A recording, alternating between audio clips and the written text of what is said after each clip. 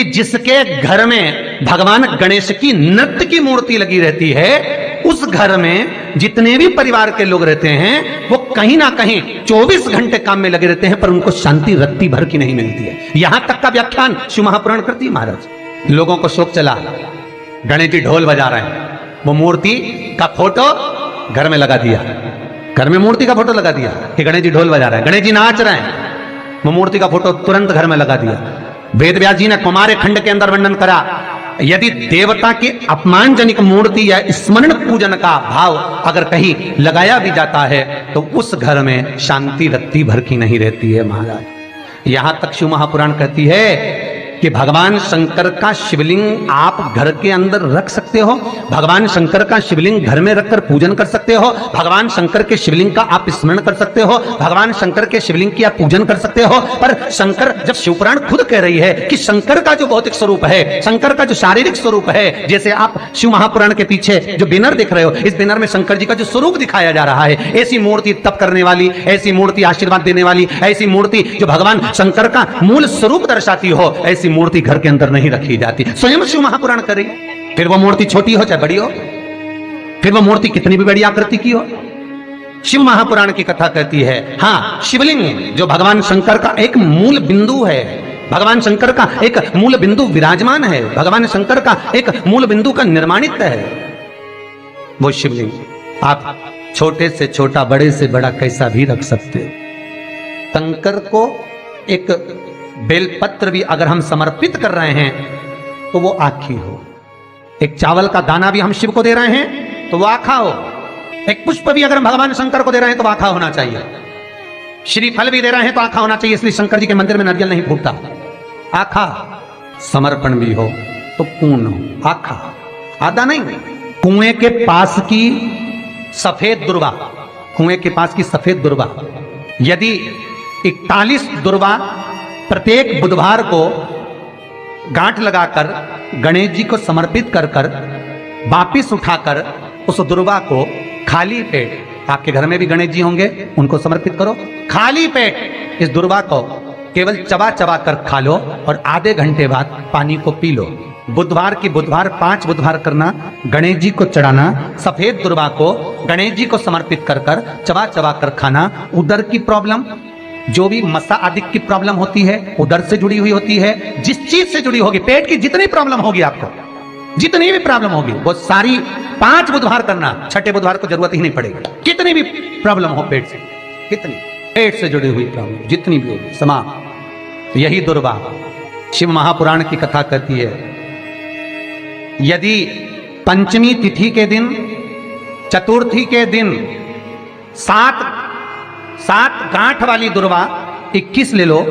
और चतुर्थी के दिन गणेश जी को समर्पित कर दो। पंचमी तिथि को उस दुर्वा को उठाकर दूध में डाल दो और उस दुर्वा को दूध में डालकर उस दूध में उस दुर्वा को मल लो, और जिसके सफेद चमड़ी पड़ गई हो, चर्म रोग हो गया हो, उस दूध को उस दुर्वा के साथ, दूध नहीं भी हो तो पंचमी के दिन दुर्वा का लेपन शरीर पर कर लें। आधे घंटे तक करने पर पंचमी को प्रदोष काल में स्नान कर लें, महाराज आपको चर्म रोग में आराम लग जाएगा, सफेद चमड़ी अपने असली रंग में आना प्रारंभ हो जाएगी। गणेश पुराण दुर्वा का महाराज 21 दुर्वा के 108 बंडल बना लो। अगर एग्जाम में बैठ रहे हो, सरकारी परीक्षा में बैठ रहे हो, पास नहीं हो रहे, नौकरी नहीं लग रही, बहुत जगह इंटरव्यू दे दिया, 21 दुर्वा के 108 बंडल बनाओ, उसकी माला बनाओ और देवी के मंदिर में, माता जगदम्बा के मंदिर में, अर्थात जहां शंकर पार्वती पूर्ण परिवार विराजमान हो, ऐसे देवी के मंदिर में गणेश जी के गले में वो माला अर्पण करिए, अपना नाम बोलकर और जिस एग्जाम में बैठ रहे हैं उसका भाव वर्णन कर कर महाराज। और वहीं से एक पुष्प लेकर अपने कमरे में जहां पढ़ते हो, कांच की प्लेट में उस फूल को रख दीजिए और दूसरे दिन एग्जाम के लिए चले जाइए, आपको उसका फल अवश्य मिलेगा, अवश्य मिलेगा, आप उसमें उत्तीर्ण होंगे, फल प्राप्त होगा। दुर्वा सुख का अनुभव करा देती, आनंद का अनुभव। महाराज भगवान के मंदिर में पहुंचकर ये 5 दर्शन मनुष्य नित्य करता है। पहला भगवान के चरणों का, दूसरा भगवान के नाभि कोश का, तीसरा भगवान के वक्षस्थल का, चौथा भगवान की शिखा का और 5वां भगवान के नयन का। सबसे पहला दर्शन जब हम भगवान के मंदिर में पहुंचकर जाकर करें तो वो भगवान के चरण होना चाहिए, परमात्मा के चरण। भगवान शंकर की जो 5 पुत्रियां हैं, जया, विषहरा, सामरीवारी, दोतली और देव, भगवान शिव की जो 5 बेटियां हैं, रात्रि को सोने से पहले हाथ की अंजलि में जल लेकर जया, विषहरा, सामरीवारी, दोतली और देव, इन 5 कन्याओं का नाम लेकर आचमन कर कर जो रात्रि में विश्राम करते हैं, उनको रात भर नींद चकाचक आती है। फिर उनको कोई चिंता न करने की जरूरत नहीं पड़ती, वो मस्त आनंद में सोते, गोली खाने की भी जरूरत नहीं पड़ती उसको, गोली भी नहीं खाती। अरे भैया, गरुड़ पुराण में एक लाइन आती है, बड़ी सुंदर है, गरुड़ पुराण का 3रा अंश, उसमें यहां तक लिखा है, किसी डॉक्टर को जाकर आप दिखा रहे हो,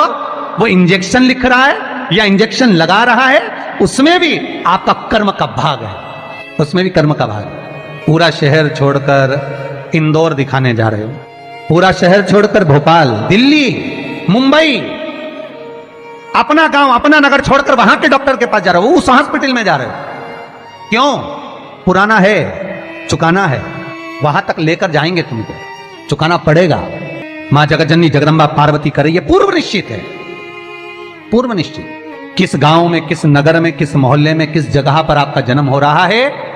और कहां जाकर आपको कमाना है, कहां जाकर आपको खाना है, कहां जाकर परिवार के साथ में रहना है, किस भूमि पर आपको भोग भोगना है, किस भूमि पर जाकर तुम्हारे प्राण छूटेंगे, यह तक निश्चित है।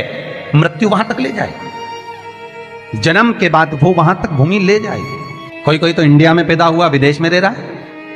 भारत की भूमि पर रहने के बाद में विदेश में रह रहे हो, विदेश में कमा रहे हो, विदेश में खा रहे हो, वहां रह रहे हो, और कई विदेशी आकर यहां रह रहे हैं। क्यों? क्योंकि वहां का लिखा है अन्नदाना पानी, निश्चित है वहां मिलेगा। ये परिवार जो मिला है, ये कुटुंब जो मिला है, ये कबीला जो मिला है,